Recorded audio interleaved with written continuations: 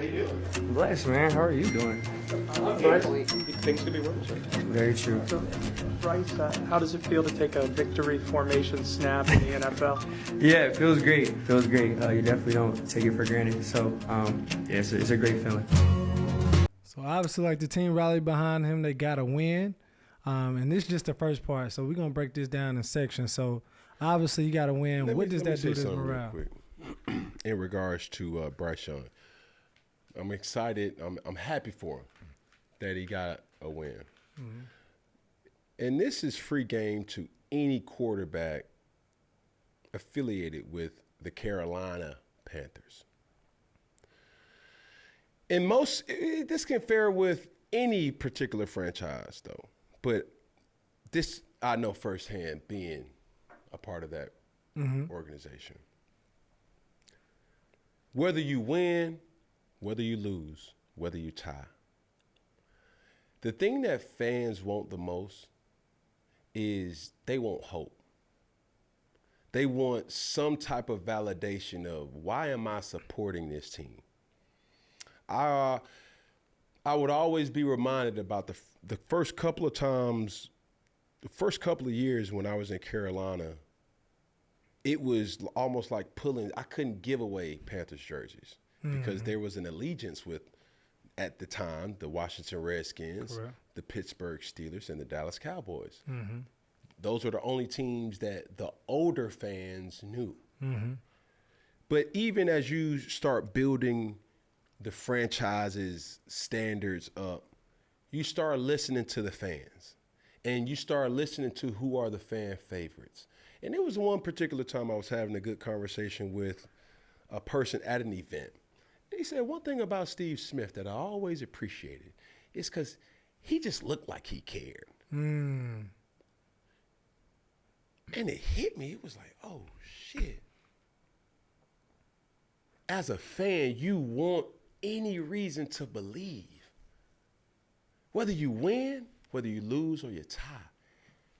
Bryce Young, any quarterback that's going into any 32 teams, the ones that succeed not only are the ones that just wins, but they give their team hope. They give them something to believe in. Like, man, look, we lost. Hey, but I believe in him. It's something about, and once I heard that, and I started to see, like, Smitty would celebrate everything. Yeah. A screen, like, boom, a bubble screen, boom. In that mug, too. And I started to look around, and I said, bro, these people respond to it because this is what they believe in. Yeah. It may look a little different. It may come off where, like, bro, you doing too much. No. I ain't worried about today. I'm worried about the future, because for me, I am the future. So with that, I would tell Bryce Young this: give the people hope. If you're going to stay there, if you want to stay there. And sometimes giving hope may not be the thing that you want to say, but you need to say it. I'm not good enough yet. We didn't play our best yet. But yeah, we'll go into detail. Man, listen, if it was up to me, I would have, not throwing anybody under the bus, because there's a right way and a wrong way to do those things. Correct. When you talk to the Panthers fans now, they don't have no hope. And that's from hope from the ownership to the decision makers in the general manager position to the scouts to everything. But how long did it take you for that hope to come in Carolina?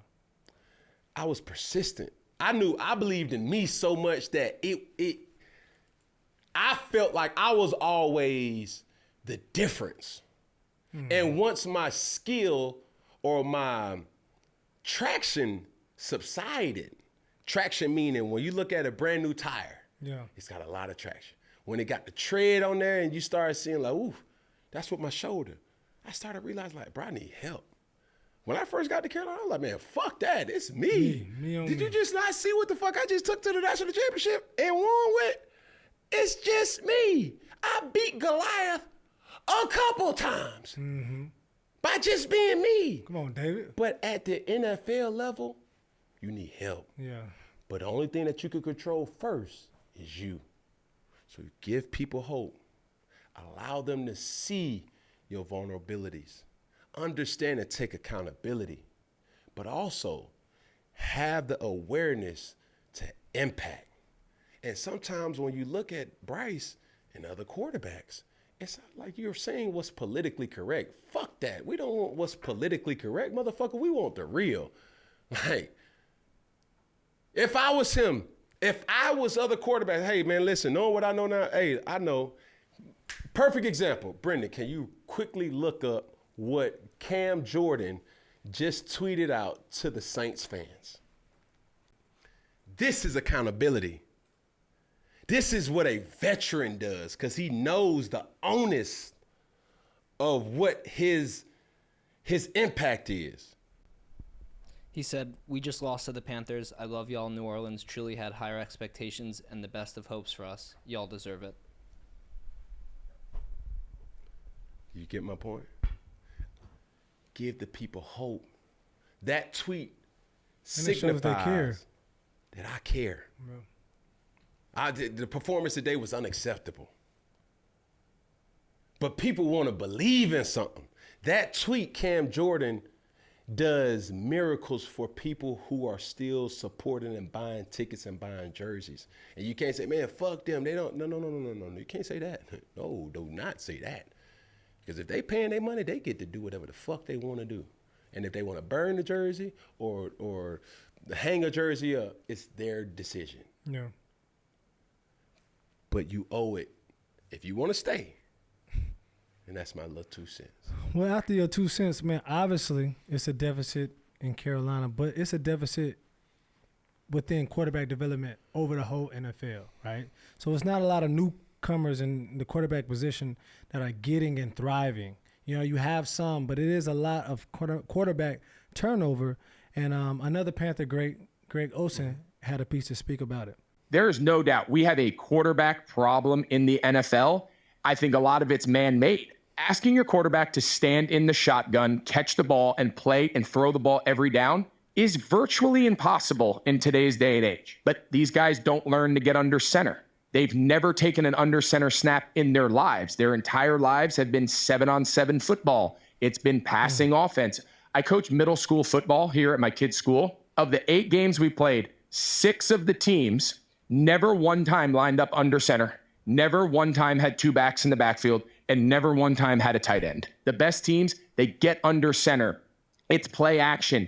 The reason they're doing that is because it takes the stress load off the quarterback. So I think there is a developmental problem in the whole pipeline of quarterbacks, from high school to college, and then, of course, to the NFL. We want the entire game to be on their shoulders, and then we get mad when they can't handle it at 22 years old. You can't tell me. And then also Bruce Arians, he had something to say in regards to this too. I guess I'm thinking in particular of Bryce Young and Anthony Richardson, 2 guys that their teams have kind of said, okay, we can't win with these guys right now. We need to be able to compete with the backups. Do you see anything from those players that would make you, as an offensive coach, say there might be something there? Well, I saw Bryce win a national championship with maybe better players than he's playing with now. Yeah. You know, when you look at the receivers he had at Alabama, yeah, you know, he can do it. He's shown he can do it in the right system. His stature scared me, because when you start doing comparables, which I did for 27 years, I'd always break down all the quarterbacks, and, you know, I wouldn't say he's like this guy, but his measurables were like this guy. Yeah. All right. There weren't any Bryces. There weren't any Johnny Manziels at that size and stature that made it in the NFL. Doug Flutie took years in Canada to get there. Mm-hmm. Yeah. You know, so Anthony. Even for Drew Brees, too. Mm-hmm. I think the Colts got caught up in what happened with Jalen Hurts in Philly. They hire Shane. They're going to copy that. But Anthony's stats didn't match. Right. His ability and all, but ability doesn't make a quarterback. Now you got to win 2-minute third down. I don't give a how fast you run, how high you jump. You know, Cam in his young years could win 2-minute third down until he got all broken up from running. Yeah. You know, and his arm was going. But if you can't show me that you can do that in college, to me, you're not a quarterback. You're an athlete, and athletes play in college. Yeah. And they spread the field and they. So one of the things, and I agree with them both. Okay. And I think what happened here, and I'm not jumping on the bandwagon or jumping off the Anthony Richardson bandwagon yet, but just like a lot of things, people jump on in hopes of what could be. Yeah. They fall in love with the potential. And when you fall in love with anything, Peggy, you bypass all the red flags. Come on now, bro. We ain't just talking about no goddamn football right now. Shit. Hey, the game out here.